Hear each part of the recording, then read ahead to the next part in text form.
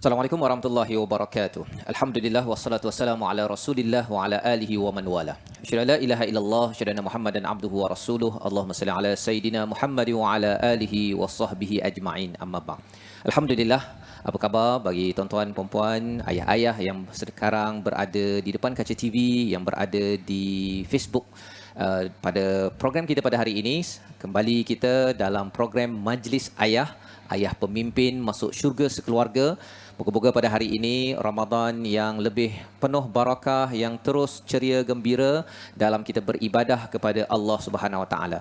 Alhamdulillah pada hari ini kita bertemu dan pada hari ini kita bersama dengan Syekh Abdul Karim Omar. Assalamualaikum Ustaz. Waalaikumsalam warahmatullahi wabarakatuh. Apa khabar Ustaz hari ini? Alhamdulillah. Alhamdulillah ya. Alhamdulillah kita bersama dengan penonton di rumah untuk sama-sama dalam Majlis Ayah. Tajuk pada hari ini ialah Ayah Bukan Mesin ATM. Ustaz ya.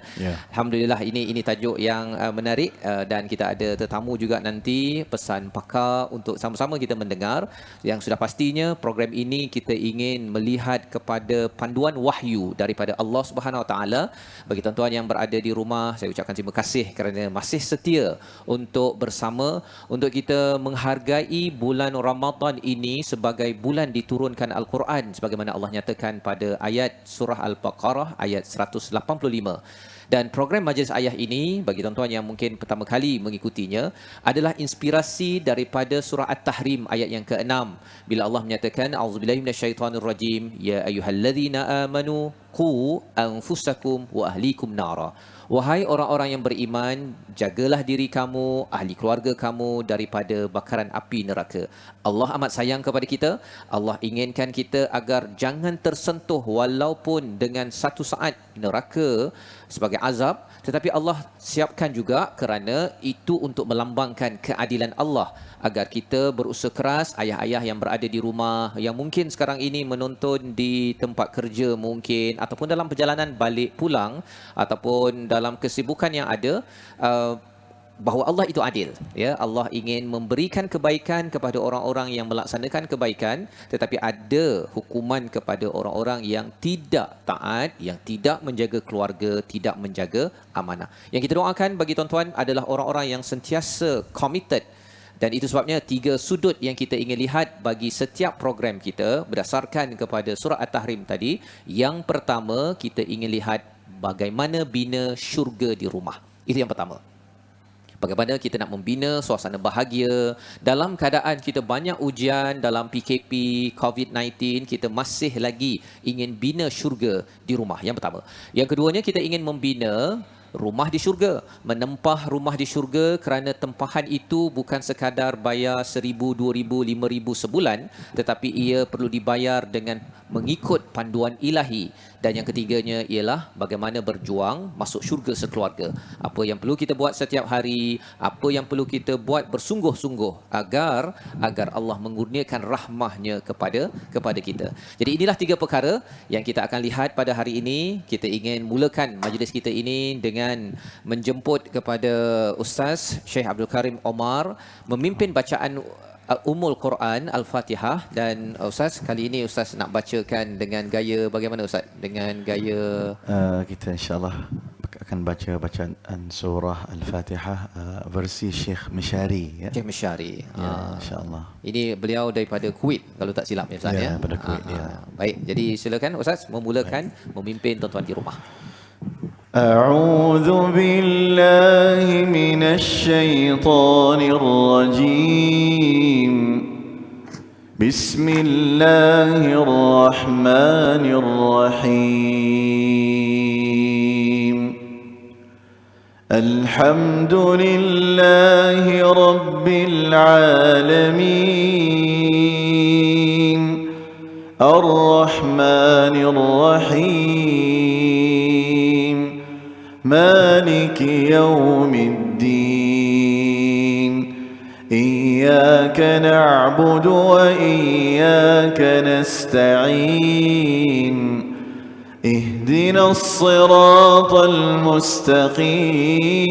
المستقيم صراط الذين أنعمت عليهم غير المغضوب عليهم ولا الضالين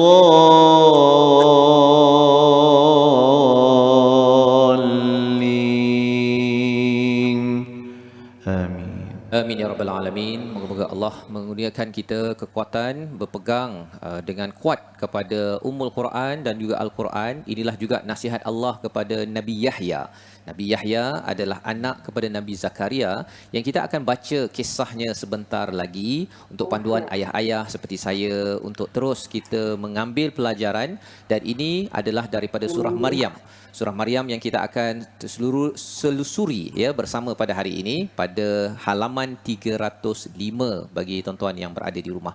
Jadi jom sila ambil mushaf muka surat 305. Kita akan melihat kepada ayat 7 hingga 15. Di mana dalam surah Maryam ini ada 3 kisah utama. Satu kisah Nabi Zakaria, yang kedua kisah Sayyidatina Maryam yang melahirkan Isa tanpa bapa. Dan yang ketiganya adalah kisah Nabi Ibrahim yang dihalau oleh ayahnya. Kerana apa? Kerana beliau bukannya anak derhaka. Beliau adalah anak yang penuh kasih sayang, memanggil ayahnya dengan Ya Abati 4 kali. Tetapi ayahnya tidak dapat menerima hakikat bahawa anaknya ini membawa kebenaran, ingin membawa kepada tauhid. Maka beliau marah, beliau menghalaunya, ya. Dan itu 3 kisah. Dan kisah yang kita akan lihat pada hari ini adalah kisah pertama di mana Nabi Zakaria berinteraksi ya dengan Allah Subhanahu Wa Taala. Beliau dikurniakan seorang anak yang bernama Yahya. Tidak pernah diberi nama itu sebelum itu. Jadi apakah peranan ayah, ya?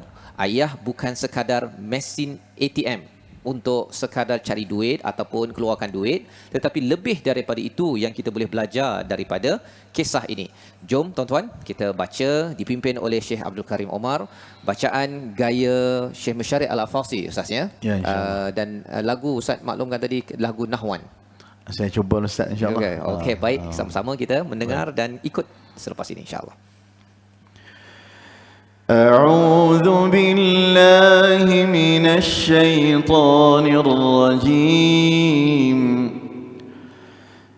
يا زكريا إنا نبشرك بغلام اسمه يحيى لم نجعل له من قبل سميا قال رب أنى يكون لي غلام وكانت امرأتي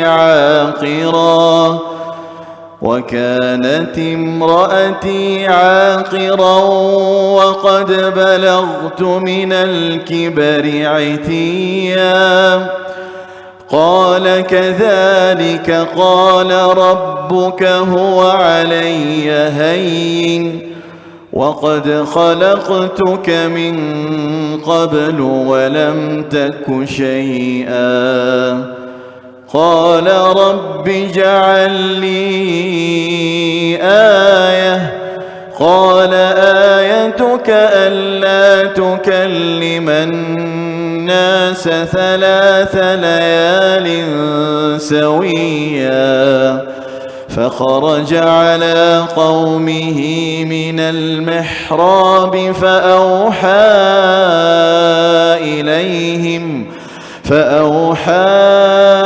إليهم أن سبحوا بكرة وعشيا يا يحيى خذ الكتاب بقوة وآتيناه الحكم صبيا وحنانا من لدنا وزكاة وكان تقيا وبرا بوالديه ولم يكن جبارا عصيا وسلام عليه يوم ولد ويوم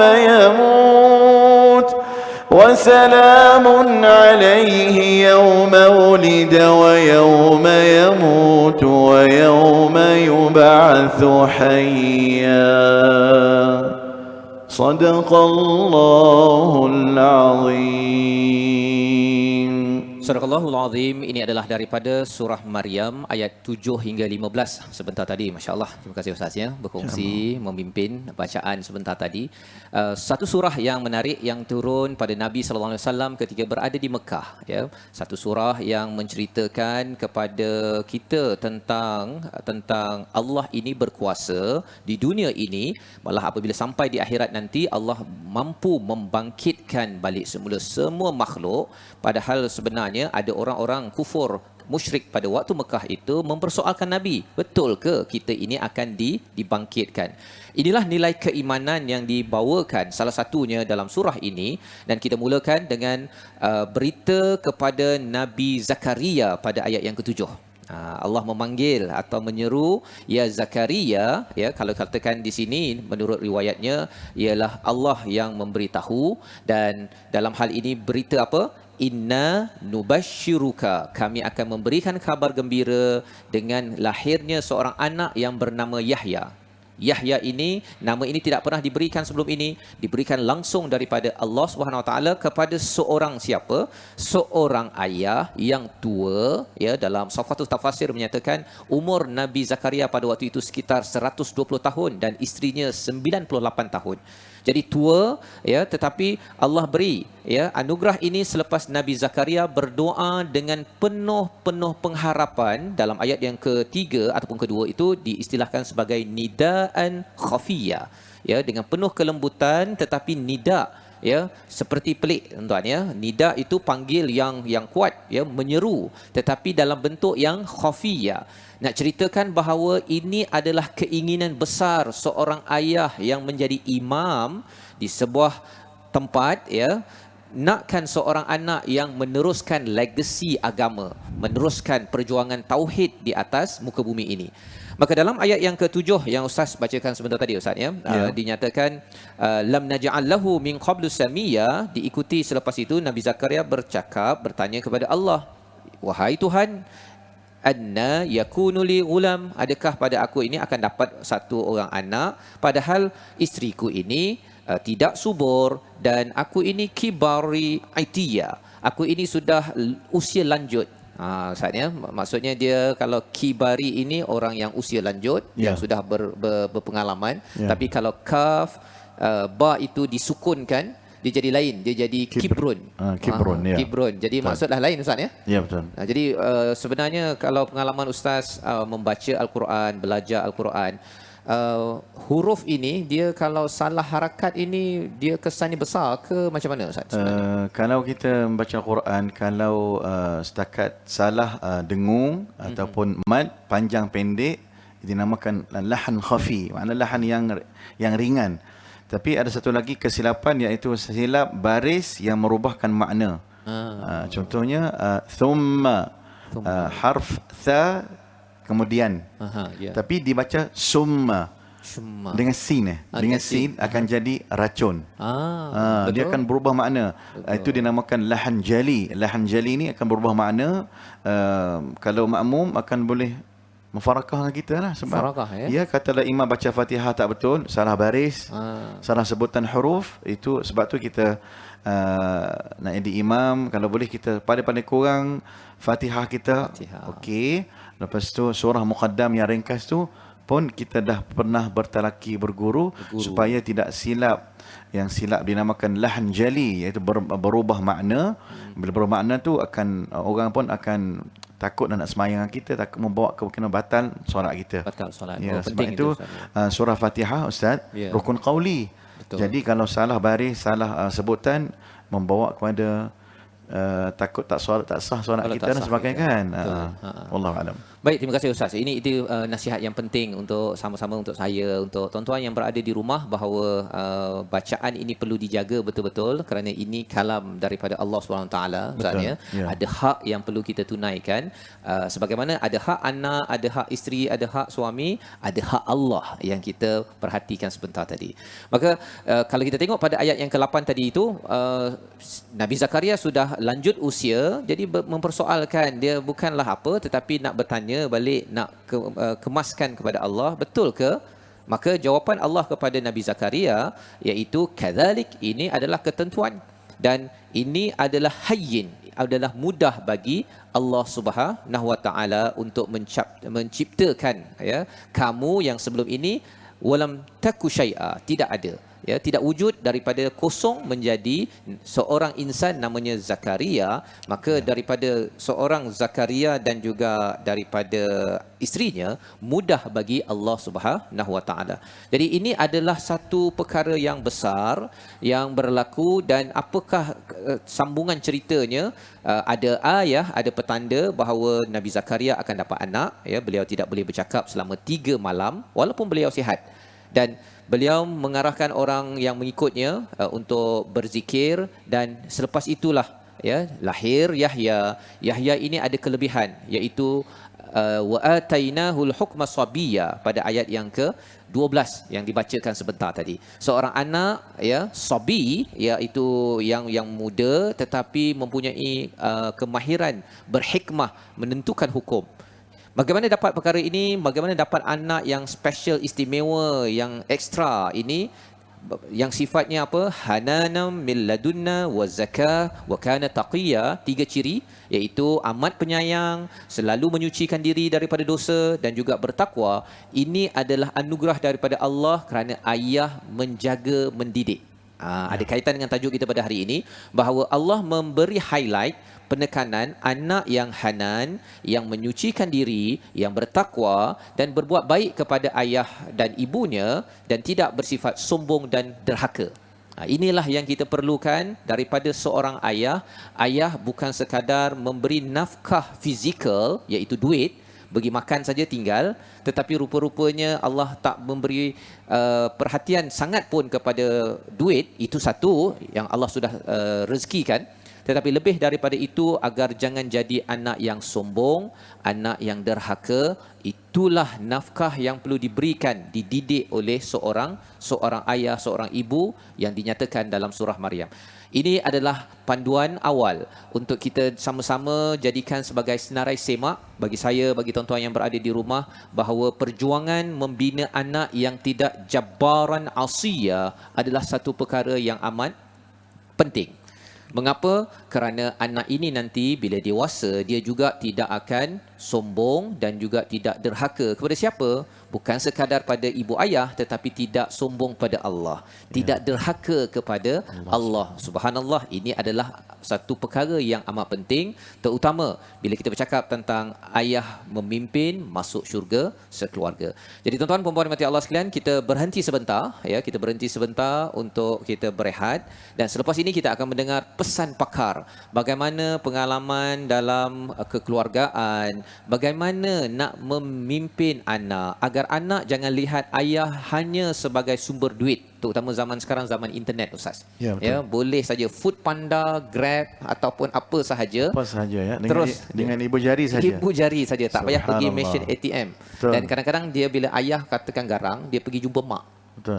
Dia jumpa mak pergi minta pada ayah. Dan memang ayah biasanya lemah sikit. Kalau mak minta, memang akan bagi. Jadi macam mana kita nak menguruskan perkara ini agar budaya consumerism ataupun budaya suka berbelanja, Allah nyatakan di dalam surah Al-Hadid, itu cabaran bagi sahabat pada zaman di Madinah, dan juga itu cabaran bagi kita zaman ini. So kita berhenti sebentar, majlis ayah pemimpin masuk syurga sekeluarga.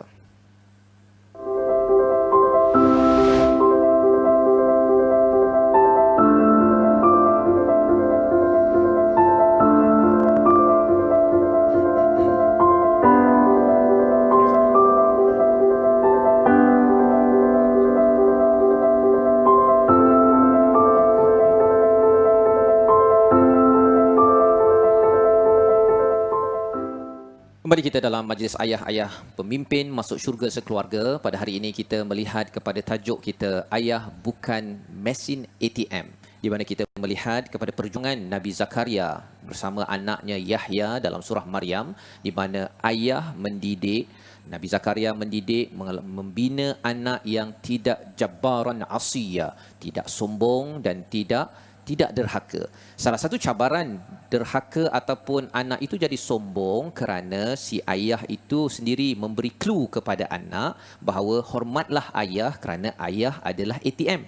Itu clue yang salah yang boleh dibaiki, dan kali ini kita bersama dengan pakar Profesor Datuk Dr. Halina Halizah Siraj daripada Pengarah Pusat Citra Universiti Kebangsaan Malaysia untuk berkongsi. Assalamualaikum Doktor.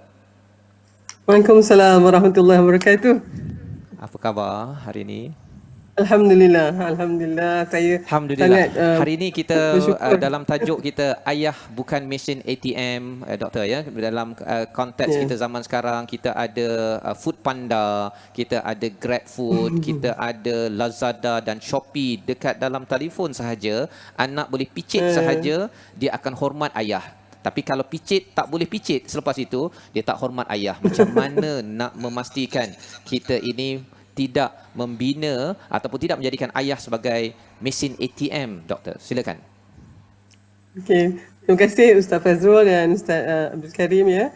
Tajuk ni sangat menarik sebenarnya sebab saya pun apabila diberi tajuk ni saya membuat sedikit refleksi lah kan, ya. Agaknya anak-anak kita sekarang ni macam yang Ustaz Fazrul katakan, apa saja yang dia nak dah boleh dapat, hingga kan dia mungkin melihat ayahnya dan juga ibunya macam mesin ATM pula kan. Dan kalau tambahan lagi, kalau misalnya kita lihat ibu dan ayah juga mungkin menggunakan apa orang kata wang ini sebagai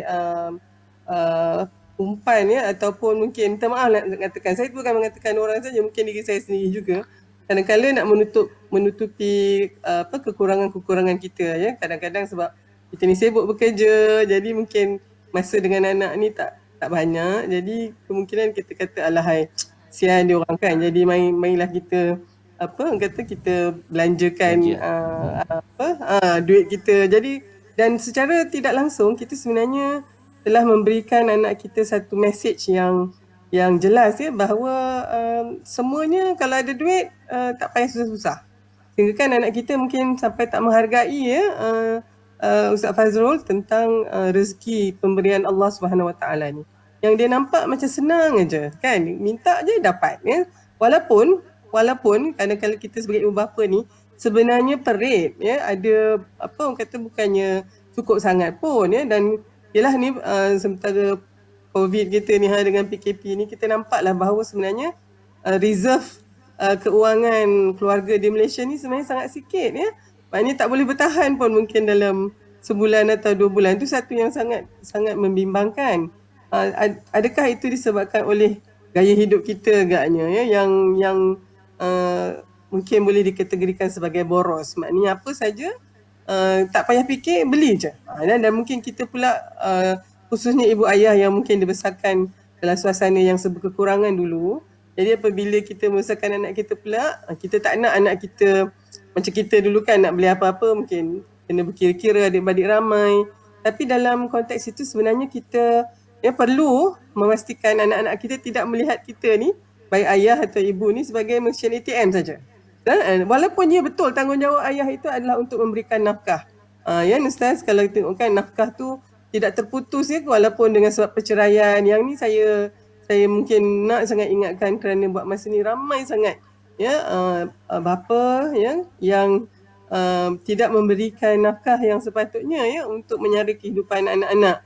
Khususnya kalau lepas bercerai, jadi seolah-olah semuanya tertanggung kepada ibu tu, ya. Jadi nafkah yang dimasukkan ini adalah makan pakainya, ya, makanannya, minumannya, tempat tinggalnya, dan ini dia, ya, pendidikannya, ya, disiplinnya, hal ehwal perubatan dan kesihatannya, banyak sekali. Jadi oleh sebab tu anak-anak kita mungkin kena melihat kita sebagai sumber segalanya itu, ya. Kita memenuhi kehidupannya bukan hanya melalui keuangan saja. Dan itu yang saya kira menjadi cabaran besar untuk kita memberikan satu kefahaman bahawa, ya, pertama ayahnya memang kena cari rezeki, ya, yang halal, dan kos kehidupan kita hari ini sentiasa meningkat.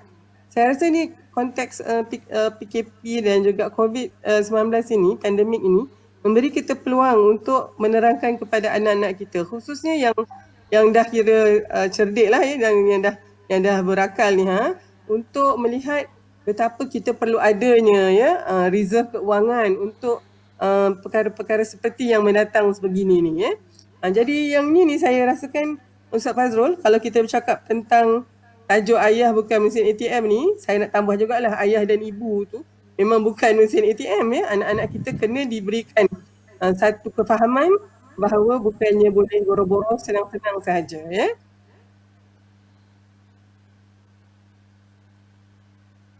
Okey, jadi itu adalah perkara pertama, Doktor ya. Maksudnya ialah jangan jadikan duit ini untuk menutup kekurangan semata-mata, satu, dan yang keduanya ialah perlu diberikan kefahaman bahawa simpanan dan ayah bukan sekadar tempat untuk mendapatkan duit semata-mata, tapi lebih daripada itu. Kalau boleh anak minta pendidikan, kata doktor sebentar tadi, ayah kena menjaga segala-galanya itu. Maksudnya anak kalau selama ni dia mungkin kata saya tak cukup duit, tapi kalau ini saya tak cukup lah Quran, macam tu yang dapat dibayangkan. Doktor boleh komen? Betul. Masya Allah, saya kalau kata anak murid ni, Ustaz Fazrul ni memang cerdik betul lah ya, dia dah dapat tangkap lah kan. Jadi sebenarnya daripada anak-anak ni minta kepada ayah tak cukup duit ya, asyik-asyik tak cukup saja, budak-budak ni pula berapa banyak pun tak cukup je lah kan ya. Sekejap dia punya top up lah, sekejap lagi dia punya online, sekejap tadi lah Shopee, Lazada datang semua tu kan. Tapi anak-anak kita kalaulah ya boleh meminta kepada ayahnya, ayah saya ni kurang pendidikan ni ya, saya perlu ya untuk diberikan pendidikan tahap yang paling tinggi yang boleh saya capai, ataupun mungkin ya dari sudut disiplin Ustaz Fazrul ya, kita mungkin kena mengingatkan diri kita bahawa akhlak dan disiplin serta adab itu adalah sesuatu yang datangnya dari ibu dan ayah. Ya, dan kalau misalnya kita tidak memberikan keutamaan dalam konsep ini, dalam konteks disiplin, sebenarnya kita pun akan ada masalah dari sudut dia punya sikap berjimat cermat yang merupakan satu disiplin sebenarnya ya. Jadi dan mungkin saya suka juga nak mengambil peluang ini, terutamanya macam di pengajian tinggi ya, seperti di universiti, kita banyak menekankan tentang keusahawanan ya, ataupun entrepreneurship ya. Di sini ni zaman lepas COVID ni, saya nampak sangat-sangat penting kita mengajar anak kita untuk menjadi pencipta pekerjaan, job creator, bukannya job seekers. Oleh sebab itu, saya kira sesuai dengan tajuk ini, dia tak boleh harap saja mak ayah dia tu hulur untuk dia, tapi dia sendiri kena melihat bagaimana dia boleh mencipta pekerjaan yang boleh menghasilkan nafkah kehidupan dia sendiri. Ya. Maknanya nanti bagaimana dia boleh menggunakan peluang yang ada ni untuk meningkatkan keusahawanannya. Kalau kita kata keusahawanan ni mesti bisnes kan, Ustaz Fazrul, macam mestilah berniaga. Sebenarnya keusahawanan ni lebih kepada aspek mengambil peluang. Ya, saya mungkin nak berkongsi apa yang Dr.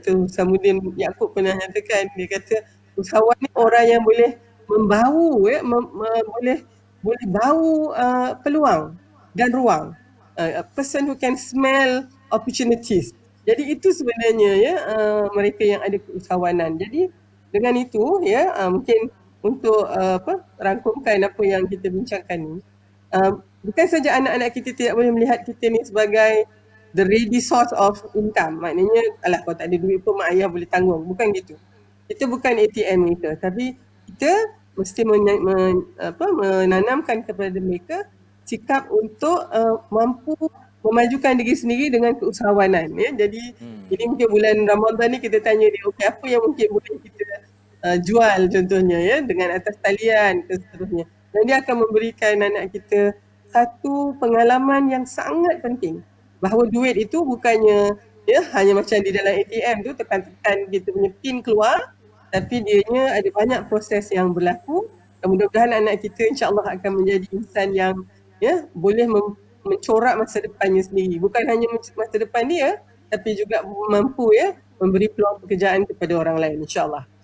Terima kasih diucapkan pada Profesor Datuk Dr. Halizah Siraj, pakar kekeluargaan dan pengarah Pusat Citra UKM berkongsi sebentar tadi. Maksudnya ayah bukanlah sekadar mesin ATM. Kalau boleh bina anak tu dia jadi ATM juga ya doktor ya.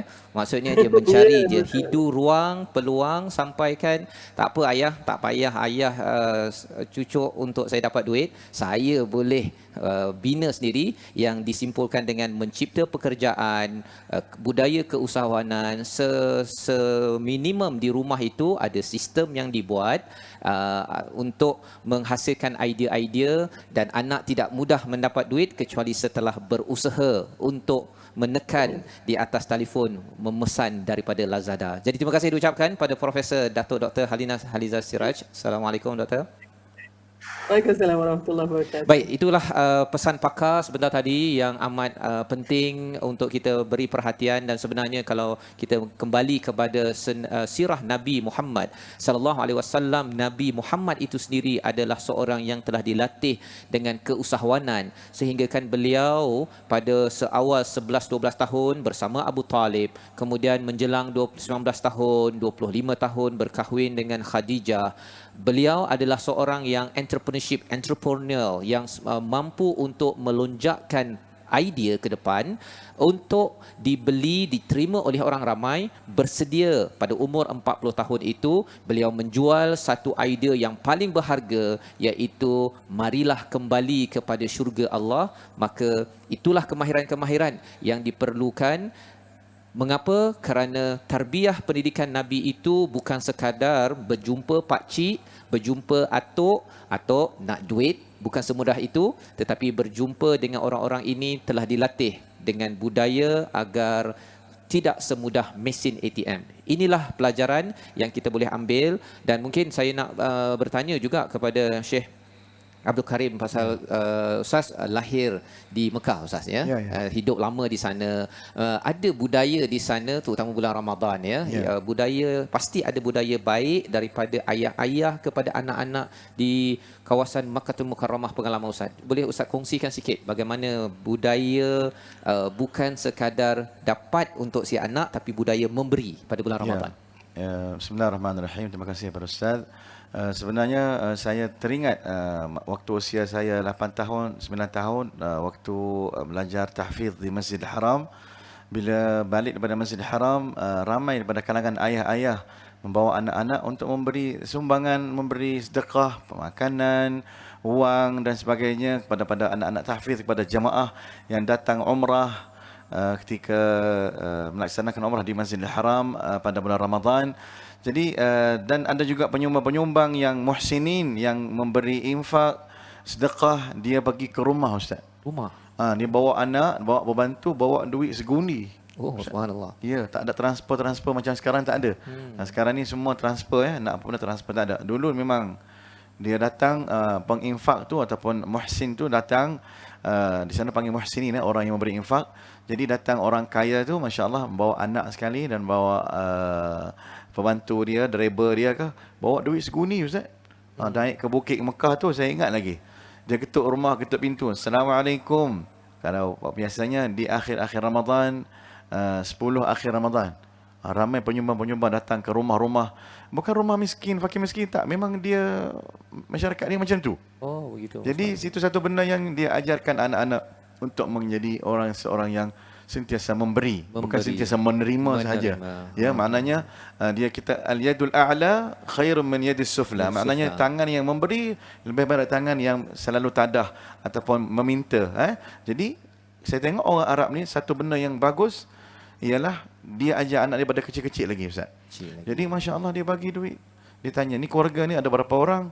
Orang tua, dia kata dewasa orang tua 2 orang. Dia bagi 500 kanak-kanak, dia bagi 100 orang Ustaz. Saya tengok, ya Allah, ini budaya ni kesan sampai sekarang ni.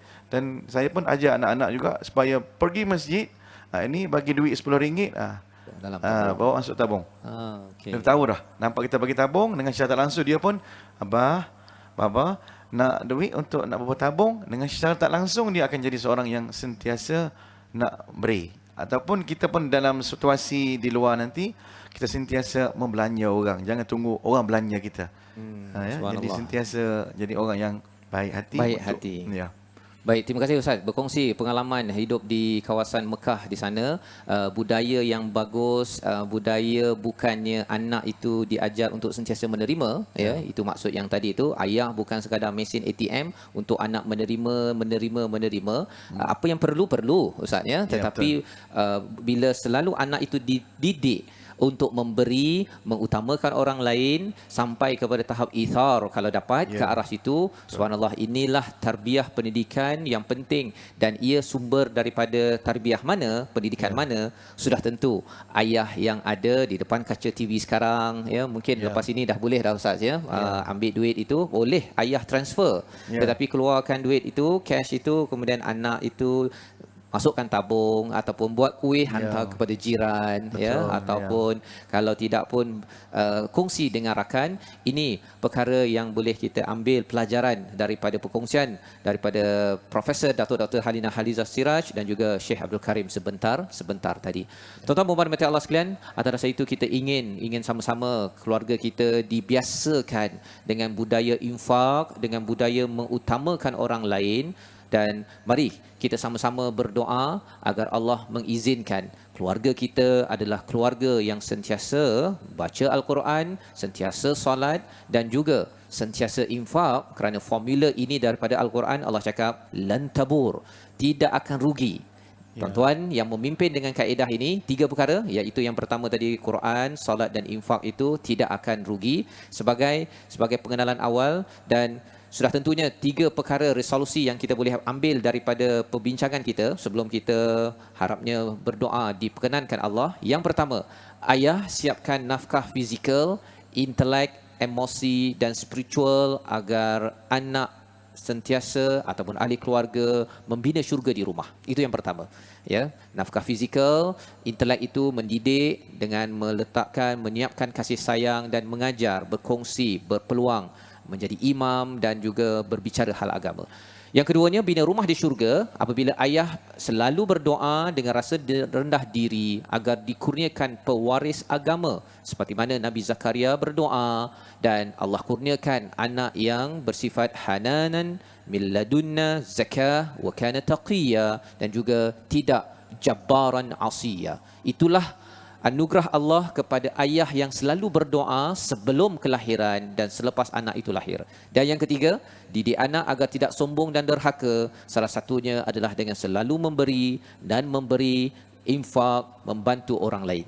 Inilah resolusi pada hari ini, dan mari kita berdoa agar Allah kurniakan ciri ini kepada anak dan ahli keluarga kita. Dipimpin oleh Ustaz. Silakan Ustaz.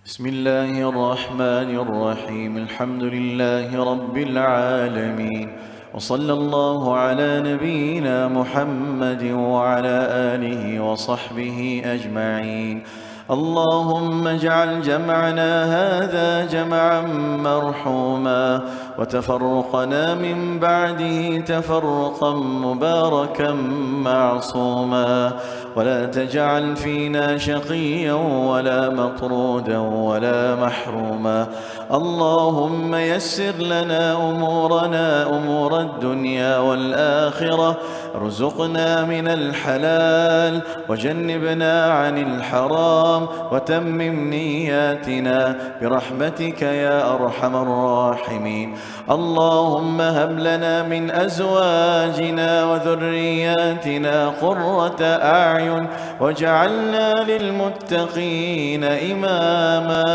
يا الله يا Tuhan kami, ampunilah segala dosa kami ya Allah, ampunilah segala dosa ibu bapa kami ya Allah, ampunilah segala dosa anak-anak kami ya Allah, ampunilah segala dosa muslimin dan muslimat ya Allah. Pada bulan yang mulia ini ya Allah, berkatilah hidup kami ya Allah bersama keluarga ya Allah, berikan kepada kami ya Allah kekuatan untuk membaca Al-Quran, untuk beribadah kepadamu ya Allah, bermunajat kepadamu ya Allah, berqiyamul lail, membaca Al-Quran siang dan malam, mengkhatam Al-Quran Al-Quran, tadarus Al-Quran bersama keluarga ya Allah. Peluang yang baik ini ya Allah, beri pertunjukan kepada kami ya Allah. Rabbana alaika tawakkalna wa ilaika anabna wa ilaika al-masir. Rabbana atina fid dunya hasanah wa fil akhirati hasanatan wa qina adzaban nar. Wa sallallahu ala sayyidina Muhammad wa ala alihi wa sahbihi ajma'in. Walhamdulillahi rabbil alamin. Amin amin ya rabbal alamin. Moga-moga Allah mengurniakan kemampuan kita, diizinkan untuk selalu bersama dengan Al-Quran, selalu dilembutkan hati kita dengan Al-Quran, kerana dengan lembutnya hati kita pada bulan diturunkan Al-Quran, Nabi menunjukkan contoh. Bila makin banyak bersama Al-Quran, hati kita lembut, hati ini mudah untuk menginfakkan. Dan salah satu cara bagaimana ayah-ayah boleh sama-sama melembutkan hati ahli keluarga, ajaklah kepada Al-Quran. Satu program yang kita akan adakan nanti pada 13 Mei 2020, World Quran Hour, adalah satu kempen untuk lebih ramai lagi hati dilembutkan dengan Al-Quran. Kalau ada ayah yang merasakan ada ahli keluarga yang suka meminta ataupun suka berbelanja, sebenarnya Al-Quran pasti akan melembutkan hati, dan tiba-tiba nanti kita akan lihat bahawa ahli keluarga kita amat-amat mudah untuk menginfakkan harta, bukannya menerima dan meminta harta ataupun duit daripada orang-orang di sekeliling. Dalam masa yang sama, kita ada peluang untuk kita infak, mewakafkan Al-Quran. Bagi tuan-tuan yang berada di depan kaca TV, wakaf Al-Quran ke hospital dan pusat kesihatan. Mungkin ini apa yang dicadangkan oleh Syekh Abdul Karim sebentar tadi. Boleh ya kita dermakan bersama anak, tunjukkan bagaimana proses ini agar anak tahu bahawa kita mewakafkan Quran ini untuk kita belajar menghargai orang lain agar Allah menghargai kita selepas ini untuk ke syurga. Inilah kempen yang diharapkan tuan-tuan, lebih banyak lagi kita mendapat manfaat daripada Al-Quran. Quran ini kalau diturunkan di atas gunung akan pecah dan akan berselerakan gunung tersebut. Apabila ia sampai kepada hati kita, malah lebih lagi, moga-moga pada hari ini kita dapat sedikit tazkirah daripada Allah Subhanahu Wa Taala, dan terus kita dipimpin atas hidayah, kerana Allah berjanji tidak akan sedih, tidak akan bimbang kalau kita menguruskan keluarga ini jika kita kembali pada hidayah. Inilah panduan yang Allah nyatakan dalam Al-Quran. Jadi insya-Allah ulangan bagi program kita ini akan berlangsung pada jam 10.30 malam di Astro Oasis dan 4.30 di TV Al-Hijrah. Dan insya-Allah kita bertemu lagi tuan-tuan pada hari esok pada masa yang sama dalam tajuk lain, masih lagi dalam Majlis Ayah. Ayah memimpin masuk syurga sekeluarga. Assalamualaikum warahmatullahi wabarakatuh.